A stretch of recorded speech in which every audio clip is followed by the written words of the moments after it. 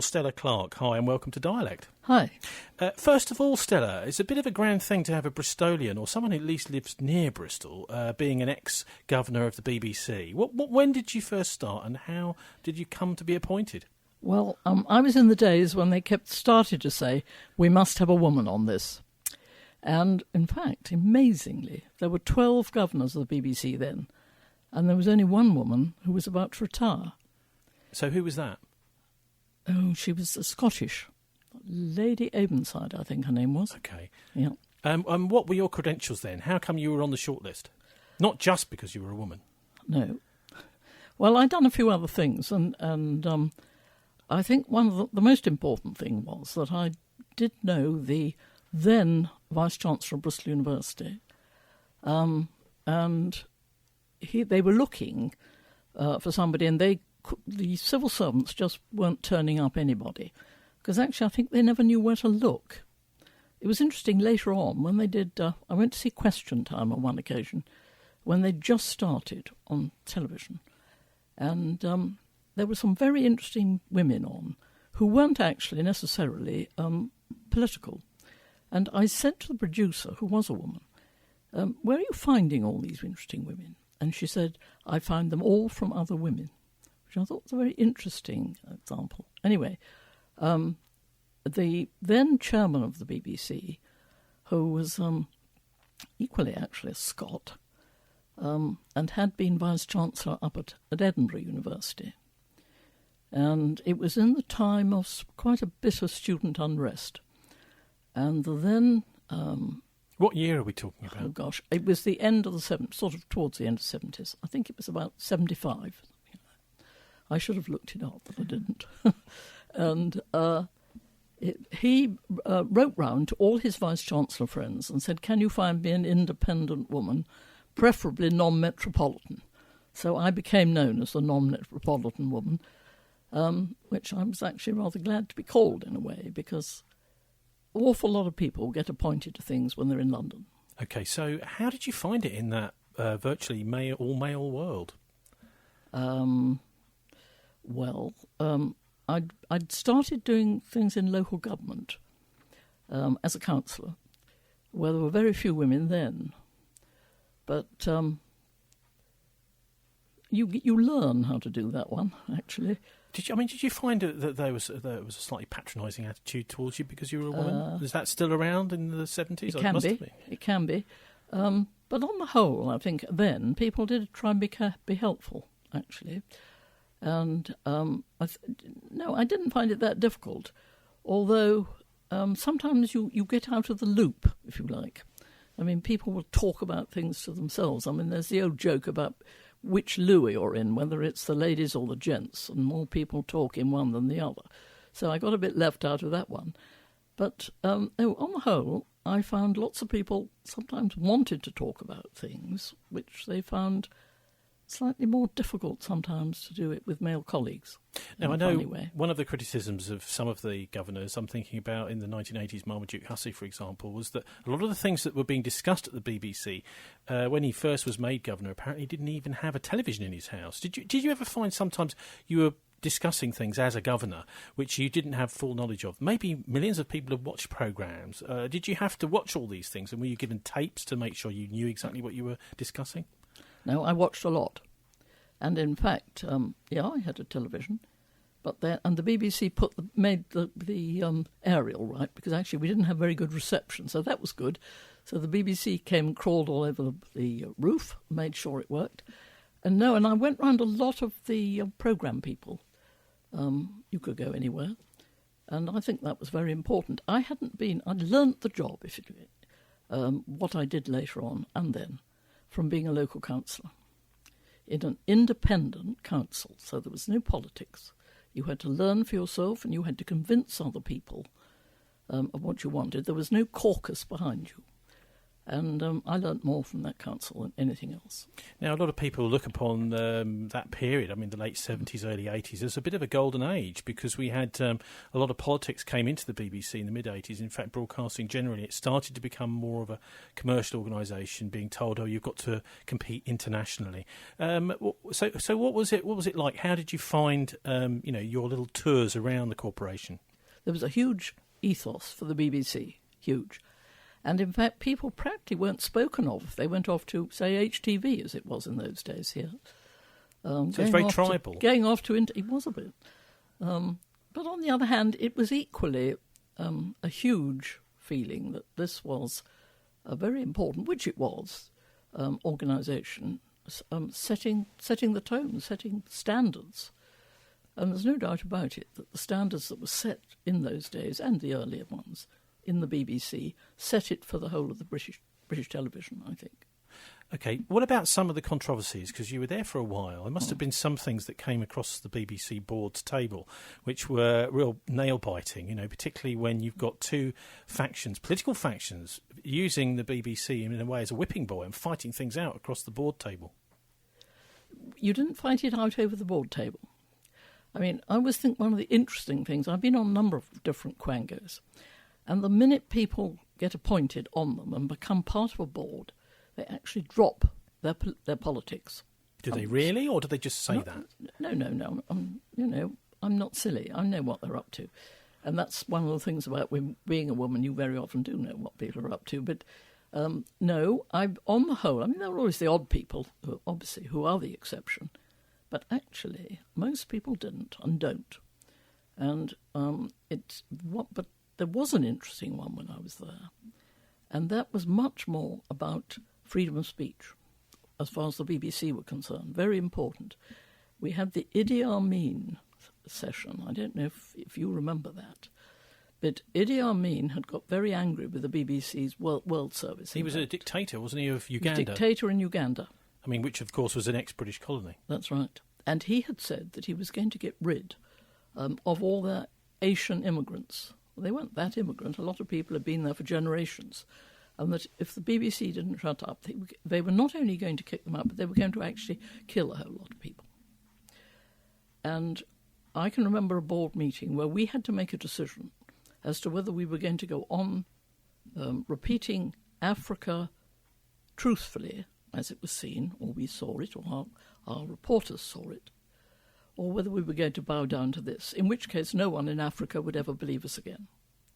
And we made that decision that we were going to continue as we had been with telling the truth as it was seen. It's very difficult, though, isn't it? Because you're looking at it from the outside, and you've got to try and be balanced. Are the BBC able to do that in a post-colonial situation like that? We've seen a similar controversy with Zimbabwe as well recently. Them looking to the BBC as really the mouthpiece of an old colonial power that they really would rather shut up. Of course. Well, and whether how much, I don't think there was quite so much of the old colonial power as possibly Robert Mugabe has sold all the time then, but the very real threat to people was very much there. To individual reporters, are you talking about? Well, no. I mean to the Asian population.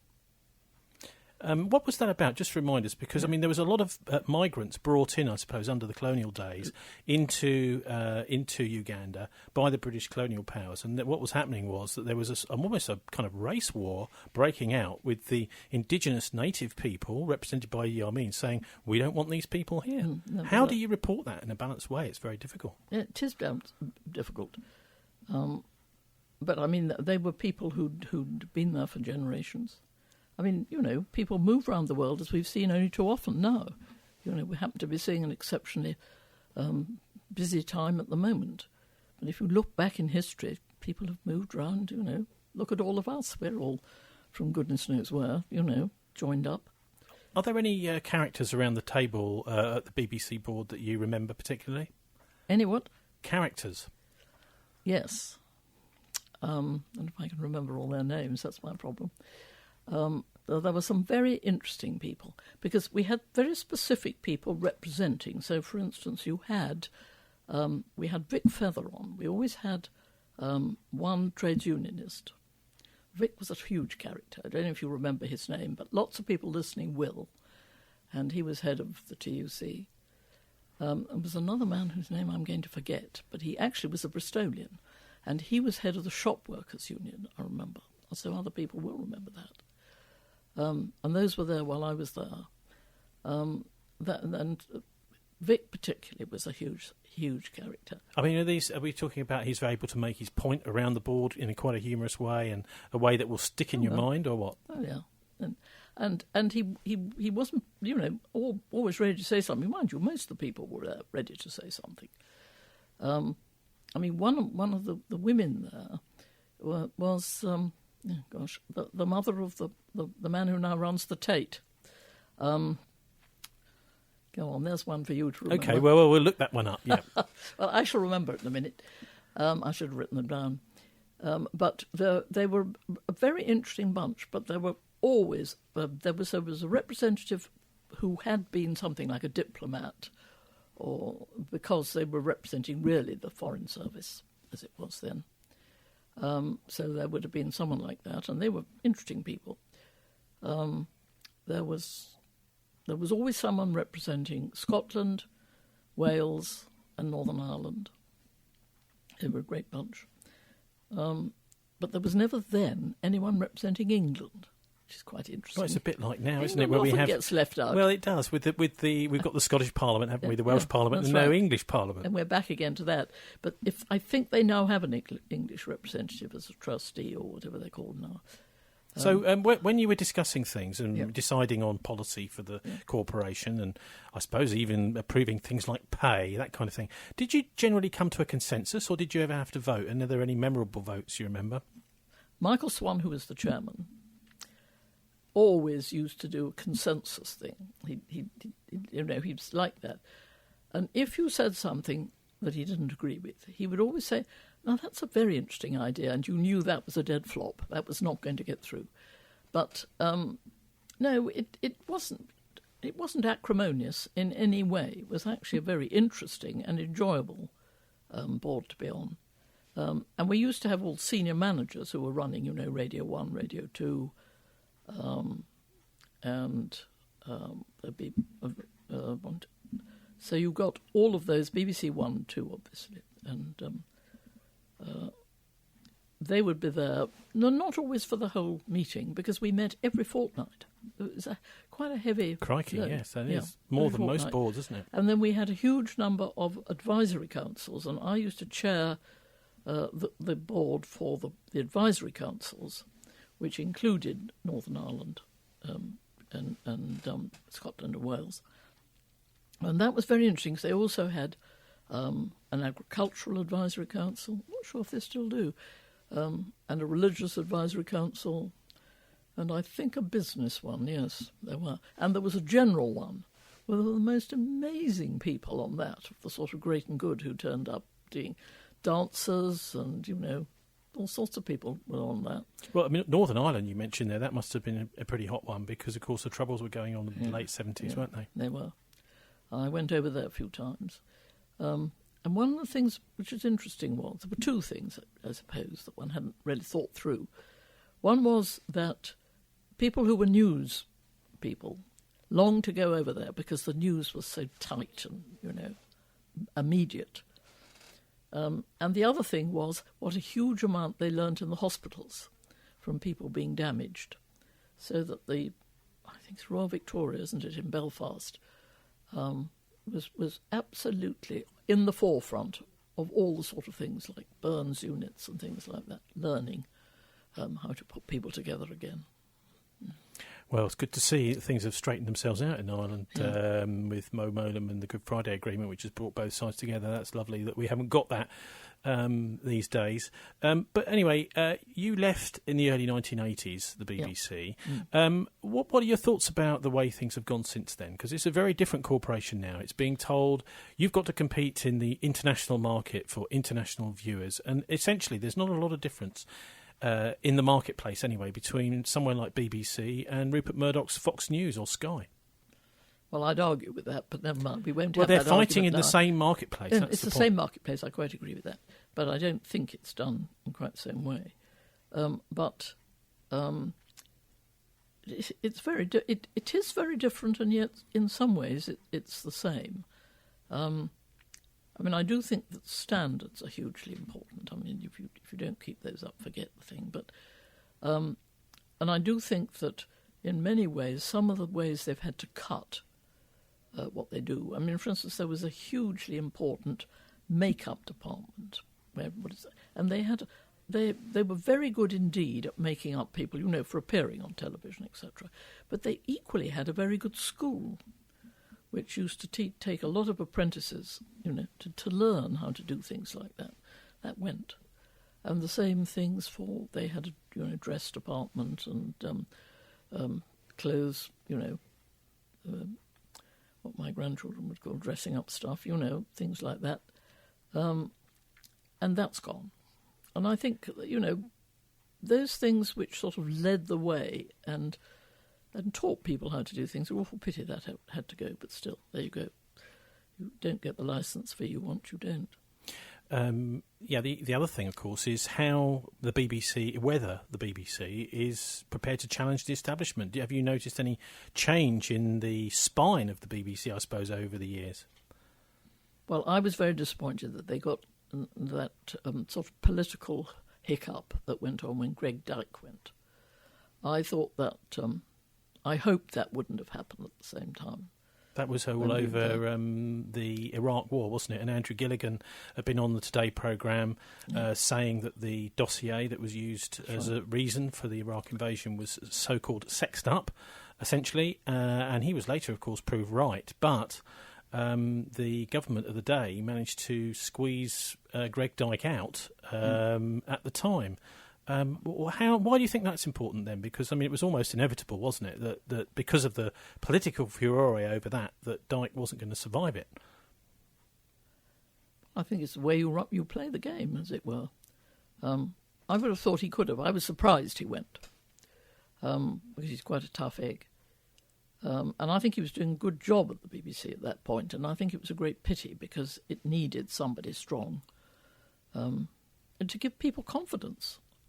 If you don't think people are going to back you when you go out and having very difficult times, and it wasn't only that, it was the policy people too who were supporting, that particular government at the time, which has actually gone on. So civil servants are beginning to be not so well either recognised or paid attention to, I think, which is important from our civil service point of view, that we get the right people who actually want to go and do it, because a very important thing we have in this country, I think.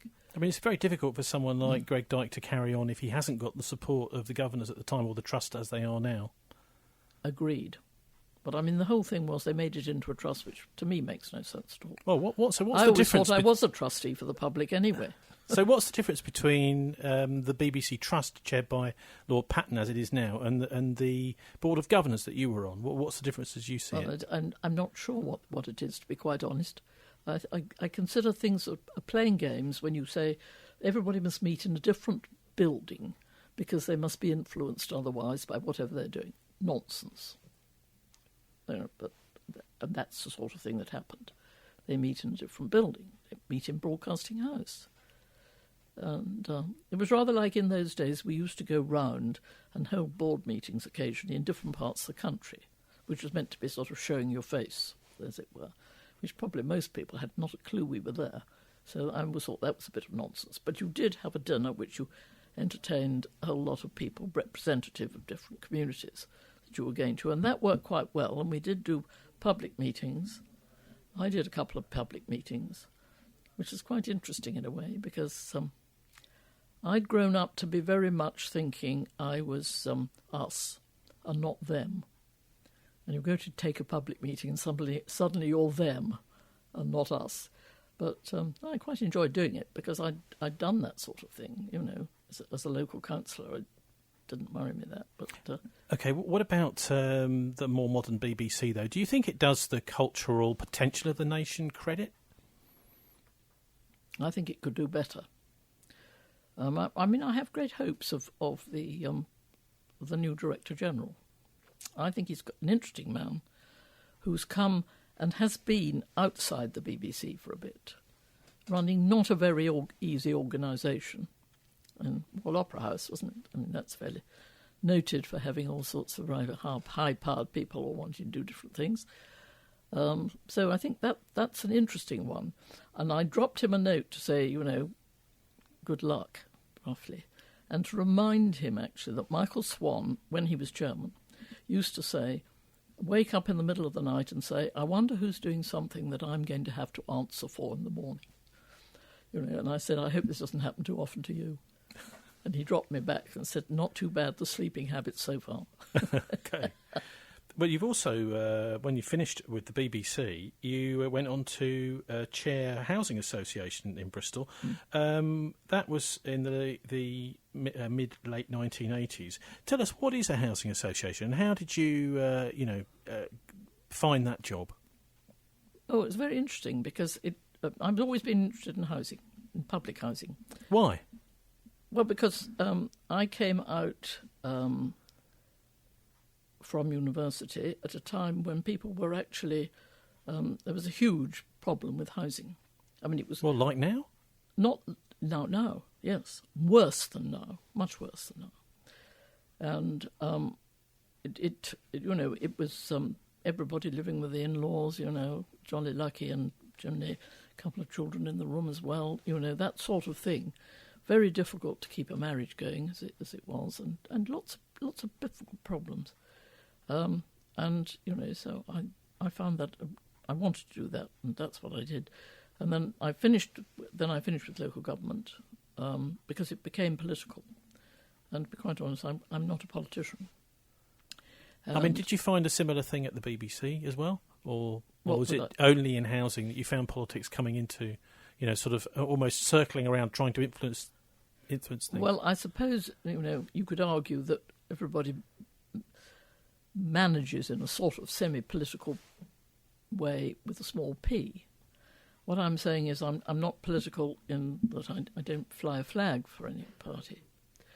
But I wanted to go on doing housing because I was interested, and I knew quite a lot about it by then. I'd done 20 years in local government. And so when I was invited to go on Nightstone, which I did to start with before I became chairman, obviously, I found that extremely interesting because then particularly housing associations were looking at what was needed in quite imaginative ways, different ways of how they could do things, which is actually what we had done to a certain extent in local government, looking after sort of different areas. And Nightstone was doing very much the same thing, and it was local. And so it was a natural one for me to join, and not too big. Some of them very big now. Now, I know you're still actually interested in housing, aren't you? Because you were one of the people behind a recent development in West Street in Bedminster. Tell us about that. Right. Well, I chair something which is called Community Self-Build Agency.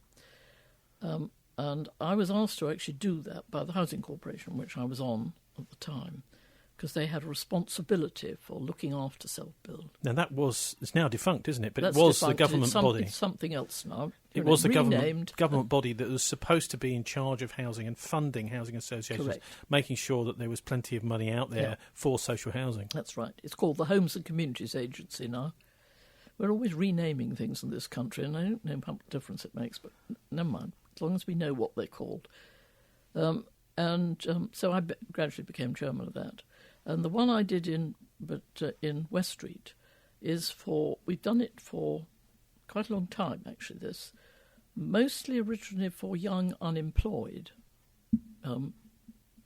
young men and women, to encourage them to sort of get back into life again, to build, through building your own home and actually helping yourself.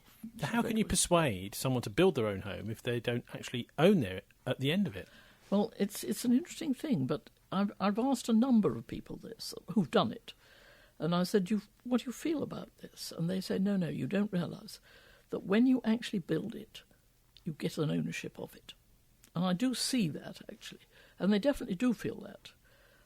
Because after all, do you own your house when you've got a heavy mortgage? It's, in a way, rent or mortgage is some similarities about them. So, no, that's not a problem about that. What are your thoughts about the current situation, though? Because it's very, very difficult for young people to get on the housing ladder. Should Britain be looking more like Germany, where more people are renting, or should we be trying to make house prices more realistic? Because, I mean, if you look at the actual cost of materials and the manpower that goes into building a house, I mean, you're paying well over the odds if you're spending. I was hearing just the other day on the radio, £1 million if you want to buy a house in Islington in London. Certainly the average is around about 200,000 for a basic house. It's much, much more than it actually costs to build it. Well, I mean, it's interesting because I think quite a lot of people feel that there's a flexibility in renting. So that if you're reasonably sort of young still, you may not necessarily stay in that place forever to work. If you've got a house you've got to sell, all the kerfuffle that goes with it and expense, it's probably better and more sensible to rent for a bit until you get to that stage. I mean, I think other people worry that they miss the boat. I think that's what a lot of people think, that their prices will keep going up. Certainly in London they are. But what I'm trying to say is, why is it so much more expensive to buy a house than it would be in actual materials and manpower to build it? Well, it's what people will pay, isn't it? I mean, at the end of the day, quite a lot of them came down. I mean, there were people who say, if you can't sell a house, it's badly priced. And there may be something in that. I mean, if you can sell anything. I'm not suggesting you give it away, but you know what I mean. It's sometimes things were overpriced. I feel terribly for people trying to work in London. I think it's awful. How you actually manage. Well, finish on the BBC, though, because I think that's one of the most fascinating things you've done, Stella. What are your thoughts about the Savile scandal? Because this was massive last year, and the BBC itself tried to spike the story, didn't it? The Newsnight reporter Liz McKean had interviewed some of Savile's victims, and her boss said, well, this story isn't important enough. Well, it turned out to be the biggest story of the year.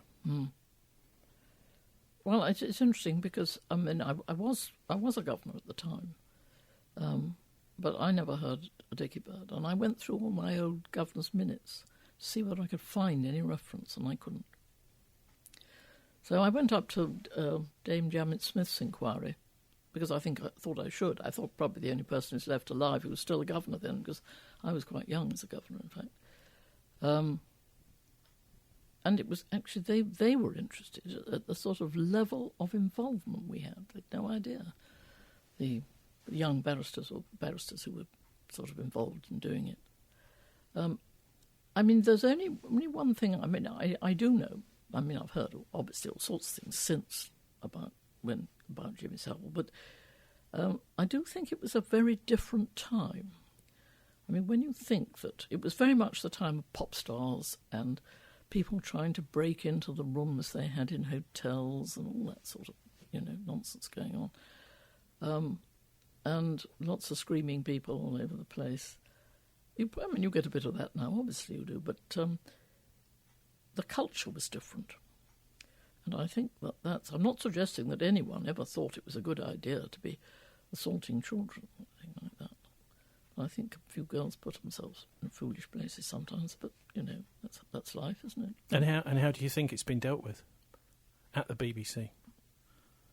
Well, I've been concerned since, not so much about that. I mean, I'm sure there's some people who, well, I'm not sure they're still around, but I'm sure they're not around, who would wish they'd done something differently. But I'm actually concerned about the sort of way that newspapers at the moment are go for people. And it becomes a sort of kangaroo court, and I'm not talking about Jimmy Savile. All sorts of people who, and then wait months and months for cases to come up. And then it's dismissed. I mean, we've got this business with things like Rolf Harris, Dave Lee Travis. I know. The bizarre thing, of course, is that the person who seems to have been by far the worst offender, if these other people were offenders at all, is Savile, who's dead and of course can't be prosecuted. No, that's right. I mean, it's, I don't know, but it's difficult to believe, isn't it, that all these people were behaving like that? But I'm not saying I've no idea. I don't know, so I can't really say whether there's evidence or not. It was a bit strange, the chap the other day who was found not guilty. And then you got slightly worried about what was going on. It's almost as if the police have let Savile get away, so they feel they've got to do something by nabbing some others. I think there's a bit of dawn raiding going on. Anyway, we'll have to see how those court cases pan out. We mustn't make any judgments beforehand, otherwise they'll have our guts for garters on, no doubt. But anyway, yes. Stella Clarke, thanks very much for joining us on Dialect. Fine. Bristol Community FM 93.2. Your voice, your choice.